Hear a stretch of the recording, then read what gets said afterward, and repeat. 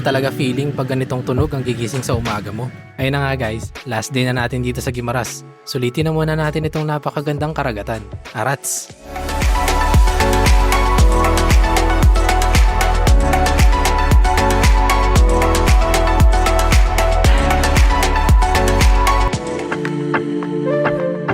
Bale kumuha pala kami ng trike sa Lubihod Cove na mismo. Sila na yung nagtawag ng trike na sasakyan namin pabalik ng Hordan Port. Yung fare pala ni Kuya ay nasa 400. Tapos sinabihan na lang namin si Kuya Driver na kung pwede magpadaan sa bilihan ng mga pasalubong along the way. Okay lang naman daw sa kanya, kaya sulit din. Pasalubong area. Nandito tayo ngayon, bibili pasalubong.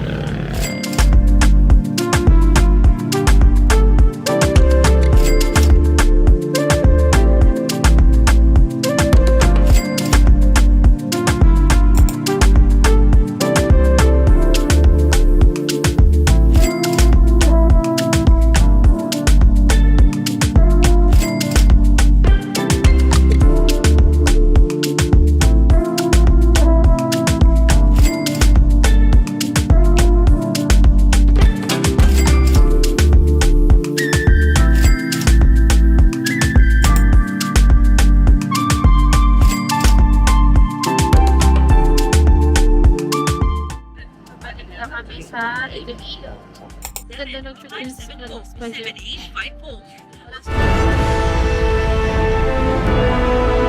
Tara, uwi na tayo.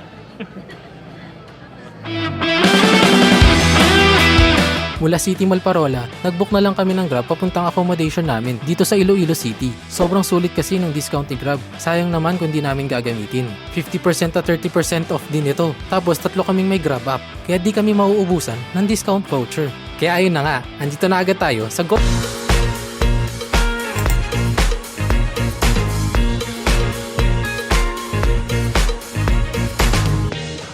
Uy, iniwan na pala. Halika na. Dito.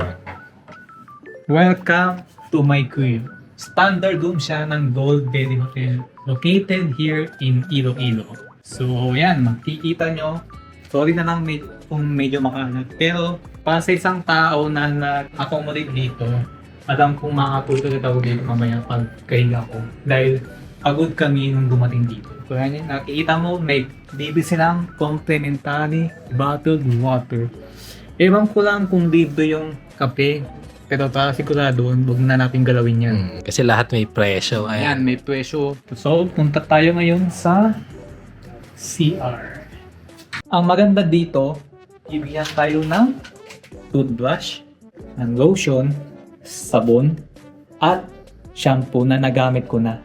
Dahil pawis at malagkit kami pagdating. Next is bidet test. Hindi ko alam kung mas malakas to kumpara sa Baris, pero try natin. Bidet test. Uy! Ano yun? Kumakasa ang bidet dito. Kung gagamitin nyo to, use it as your own use. May tabo dito kung alam nyo alananin ang bidet sa pwede nyo. Kaya safe kayo dito. Safe yan. Dito rin sa shower, alam ko meron silang heater. Kaya aux din dito. Kung isipin nyo man na mag-accommodate dito, sulit naman kasi lambot ang kama. May 4 na pillow at may wifi. Yun ang malaga. May wifi dito. So, arats na. Meron din pala silang blower at outlet sa loob ng banyo. Kaya solve na solve din. Ano nga ba ang meron sa Iloilo? Mga luma at pamilyar na lugar? Siyempre, hindi rin mawawala ang masasarap na pagkain dito. Kaya sa segment na to, susubok tayo ng ilan sa mga pamilyar na pagkain dito sa Iloilo City. Tara, bili tayong siopaw. Lokal lang kakainin natin yan. Gusto mo bang matry kumain ng lokal dito? Siyempre, para malaman kung ano talaga yung masarap sa Iloilo. Ito na, unang stop natin. Kaya rin naisipan namin na dito sa Goldberry Light mag-book ay dahil malapit ito sa ilang pamilyar na kainan dito sa Iloilo City. Walking distance lang sa unang stop natin. Susubukan natin ang bestseller nilang Queen Siopaw. Nagulat ako dito sa standee na to. Hala ko totoong tao. Ninja.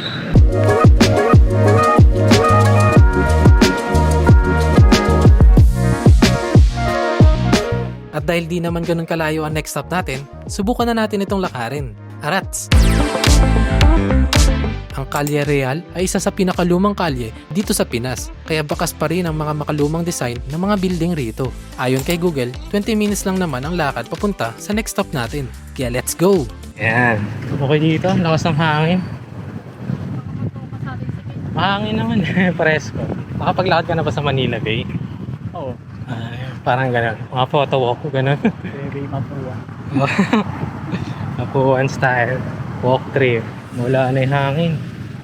Naharangan tayo ng ano, mangrove. Mangrove to, di ba? Kaya nga eh. 3-minute walk pa lang oh. Nandito tayo ngayon sa Pasig River ng Iloilo. Mas malinis. Lalo na ang hangin. Andito tayo ngayon sa La Paz Public Market, kung saan kumpulan ng mga pamilyar na kainan. Andyan ang Madge Cafe, Decos, La Paz Bake Shop, at itong Net.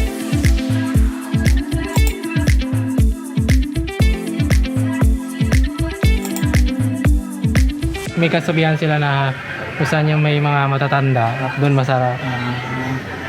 Kasi naman, daming senior. Ayan, mag-unboxing po tayo ng photo. Walang kuko yung gamay ko eh. Baka pwedeng po i-slip mo na lang ito pag ganyan. Tapos kilain mo na lang siya sa hole. Yan. Oh. Authentic La Paz Batchoy featuring Ken.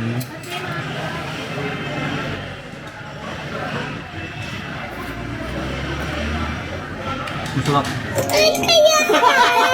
Kain na na.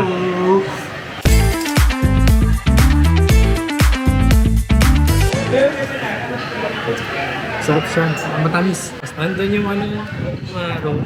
Try natin kung maro tsaka saba.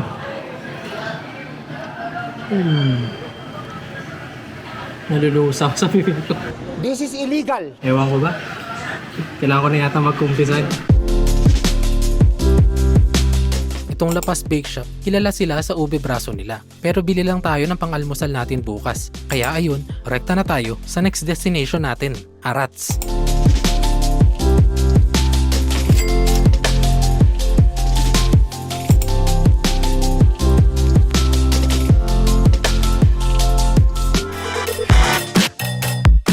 Bali ito talaga ang pinaka-goal natin, ang bumili ng pasalubong sa Bizcocho House. Tapos mag-food trip along the way para isang experience na lang lahat.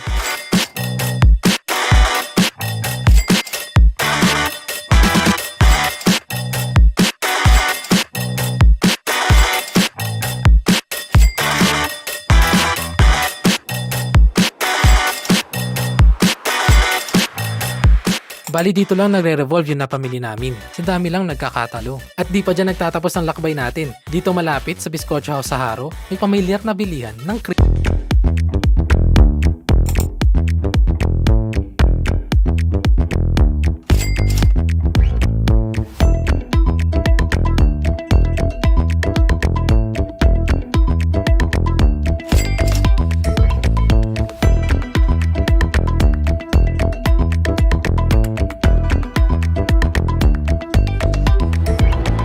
Ngayon ko lang natuklasan itong snacks na to. Try natin to mamaya. Balik muna tayo sa hotel para mag-freshen up. Tapos, rekta na tayo sa last food trip natin sa araw na to. Sa Beige. Itong Beige Eatery, kilala ito sa mga lokal dito. Mga 12 minutes na lakad lang mula sa hotel namin.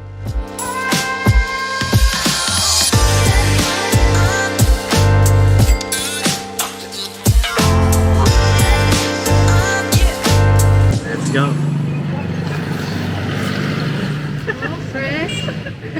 Mas seafood yung lasa niya. Ano, lasang tubig dagat. Hindi niya nalalasa ako eh. Tubig dagat talaga. Jelly. Yun oh. First oyster. Fresh pa. Diba? Diba?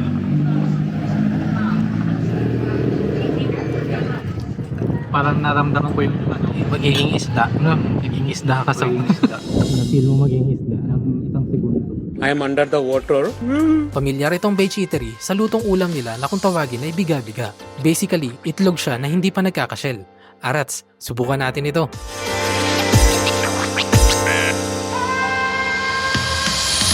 Kunin muna natin yung sabaw.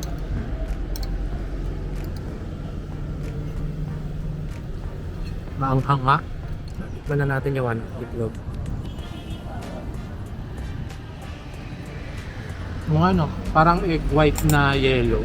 Yun yung feeling niya. Tama, masarap. Ito, laman loob. Ganun din. Chewy. Pwede siya sa first time. Yung nga lang maanghang. So, yun. Kung wala ka sa maanghang na side, baka hindi mo magustuhan to. Kaya ito po sayang. Habang malambot na.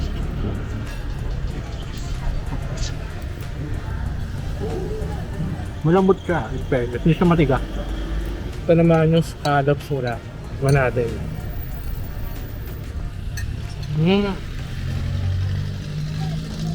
Ito okay to. Nasa salty side siya.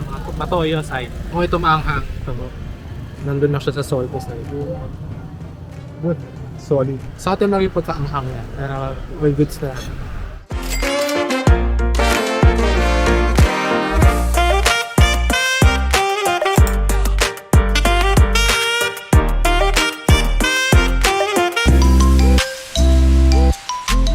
So yun, makagaling lang namin sa labas. Titikman na natin tong binili natin kanina na Roberto's Siopaw. Queen size. Size ba to? Buksan muna natin. Mainit-init pa siya. Moist pa. Eh, grabe naman ang laki nito. Ang laki oh. Grabe oh, tingnan mo naman. Kalahating itlog yung laman. Ang laki. Man lang natin. Wala siyang sauce na. Wala. Kaya tikman na lang natin ito. Itong may itlog na part yan. First bite. Cheers. Sobrang minute niya. Parang nakain ko pa yung papel sa ilalim. Nakain ko nga.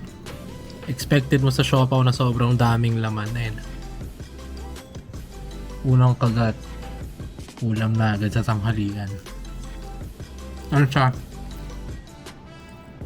Parang purong lamang baboy. Ayun no? Parang may ground na beef or pork ba yan? Yan, solid. Ay, dalawang itlog pala to. So parang buong itlog yun nasa loob. Dalawang side ng itlog. Good shit to. Sobrang nakakabusog. Sulit pala talaga ang 180 mo dito. Para ka nang nag-isang meal sa Jollibee. Burger ang tingin! Burger ang tingin! Burger! Burger! Burger ang tingin! Ang laki lang din ng ano niya. Papel sa ilalim. I-try nyo rin to.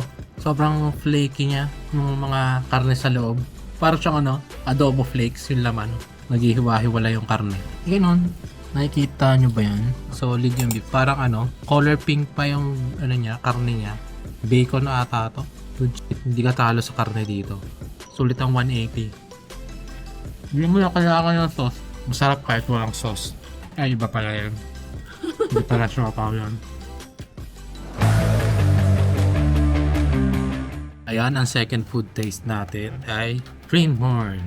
Ito din yung binili natin kanina. Ngayon titikman natin siya by flavor kasi assorted yung binili namin. Bale, simulan na natin sa original flavor.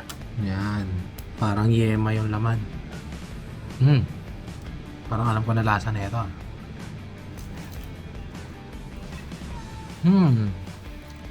Flaky siya yung labas tapos crunchy na parang alam mo yun, yung parang wafer na cone, ganun yung pagka-crunchy niya. Tapos yung cream sa gitna, matamis. Tamis siya. Parang hindi ko makakuha yung lasa eh. Pero matamis. Sobrang matamis. Ito naman, caramel. Cheers.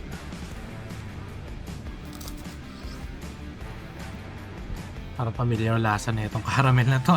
Parang alam ko na. Para siyang yung lumang candy yung kulay orange. Di ba may stork? Oh, yun. Para siyang Viva. Oh, yun. Legit. Tama. Ganun yung lasa niya, caramelized na Viva. Ako, para sa akin lang, yun yung naalala ko pag tinitikman ko itong caramel flavor. Bale, 4 na flavor siya. Original, caramel, chocolate, tsaka ube. Itong chocolate ang next natin. Dark choco. Mapait. Kanino ko ba siya pwede i-compare? Tableya. Oo, tama. Tableya. Yun. Chocolate na tableya ang lasa niya. Parang champurado. Champurado na nasa cone. Kasi ito last, ube halayat. G.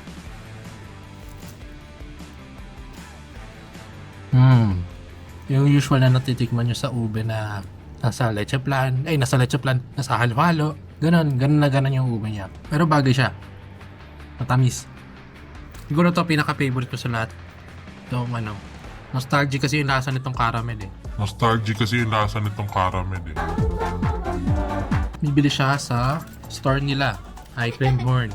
Meron din silang tinitinang Napoleones na original flavor tsaka chocolate. Feeling ko bagay ito sa mga mahilig sa matatamis. Sulit na dessert to. At pang pasalubong. Kung dadaan kayo sa Bizcocho House na malapit sa Haro Plaza na Bizcocho House. To, malapit lang din to doon. Pakikita nyo sila. Ayan.